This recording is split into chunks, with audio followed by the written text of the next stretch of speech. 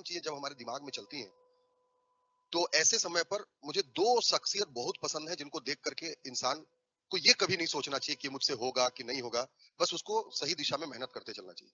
और वो 2 लोग हैं, एक ओपी चौधरी सर हैं और दूसरे आपका नीरज चोपड़ा। देखो आज तक हमने जेवलिन में कभी गोल्ड नहीं जीता था ओलंपिक में, बट और वो भी भारत की ओर से, हरियाणा से आकर के, और उन्होंने जो कभी नहीं हुआ उसको करके दिखाया, और न करके दिखाया बल्कि डोमिनेट भी कर रहे हैं, उनकी बराबरी भी कोई नहीं कर पाया। सेम चीज वैसे ही जब ओपी चौधरी सर छत्तीसगढ़ से बनने वाले पहले आईएएस, मैं कल ही अपने मतलब हमारे स्टाफ के साथ बैठा हुआ था तो मैं उनको बता भी रहा था। एक सामान्य जब हम दिल्ली गए थे तैयारी करने के लिए, तो बहुत हेय दृष्टि से देखते थे छत्तीसगढ़ के लोगों को। मतलब नहीं सोचते थे कि मतलब ये पढ़ते लिखते भी होंगे, ऐसा टाइप का नहीं सोचते थे।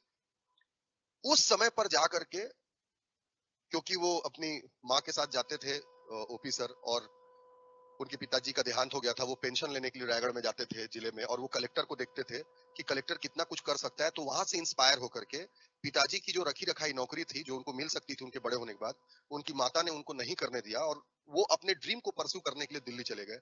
ना इंग्लिश आती थी अच्छे तरीके से, ना कुछ आता था, बट एक चीज थी कि मुझे आईएएस बनना है। और वो अपने इंटरव्यू में भी इस बात को बोल चुके हैं कि जब मैं गया तो मेरी इंग्लिश उतनी अच्छी नहीं थी, फिर धीरे करते करते करते इंग्लिश आ भी जाए, तो आप इंग्लिश मीडियम वालों के जैसे अगर उसका उच्चारण नहीं कर पा रहे हो तो भी आपको अलग दृष्टि से देखते हैं लोग।